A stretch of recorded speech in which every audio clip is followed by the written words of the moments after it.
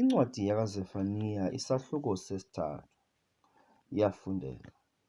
Heya umzi onenkani ongcolileyo, oxinzela phantsi, awuphulaphuli lizwi, awamkelanga ngqesho, awukholosanga ngoYehova, awusondelanga kuThixo wawo.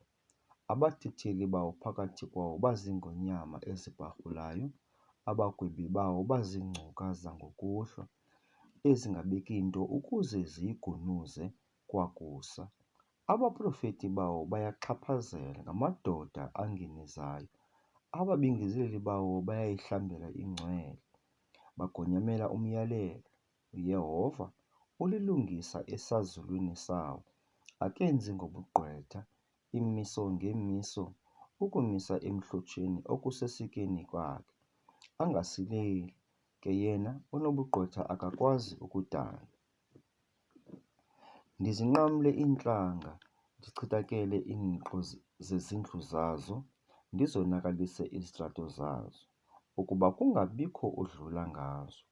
Idilikile imizi yazo, ukuba kungabikho mntu, kungabikho umiyo kuyo. Ndathi kodwa, mawundoyike, uyamkele ingqeqesho. Linganqunyulwa ikhaya lakho njengoko konke endakuwisela ngako. Ngebavuka kwakusasa bonakalisa ngeentlonti zabo zonke. Ngako oko yilindeleni kum, utsho uYehova, ide ibe yimini yokuvuka kwam.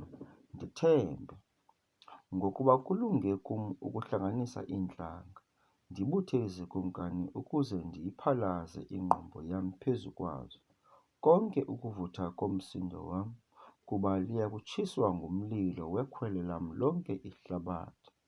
Kuba ngelo xesha ndiya kuziguqulela izizwe intetho enyulu, ukuze zinqule igama likaYehova zonke ziphele, zimkhonze ngaxatha linye.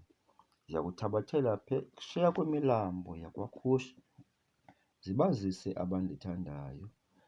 Intombi yeentsali zam bingumnikelo wam wokudla. Ngaloo mini akuyi kudana ngenxa yeentlonti zakho zonke, owakreqa ngazo kum, ngokuba ngelo xesha ndiya kubasusa phakathi kwakho abadlamkileyo bakho benekratshi. Ungaphindi uzidle ngokwakho entabeni yam engcwele. Kanjalo ndiya kusalisa phakathi kwakho abantu abazintsizana, abazizisweli, abaya kuzimela egameni likaYehova. Amasalela akwaSirayeli akuyi kwenza ngabugqwetha, akayithetha amanga. Aluyi kufumaneka emlonyeni wayo ulwimi lwenkohliso, ngokuba wona ayakudla, abuthe, kungabikho owothusayo. Memelela, ntombi enguZiyoni, duma Sirayeli, vuya, udlamke ngentliziyo yonke, ntombi enguYerusalema. UYehova ukususile ukugqwetha kwakho, uzidedisile iintshaba zakho, ukumkani wakwaSirayeli. UYehova uphakathi kwakho, awusayi kuba sabona bubi. Ngaloo mini bayakuthi kwiYerusalema, musa ukoyika, Ziyoni.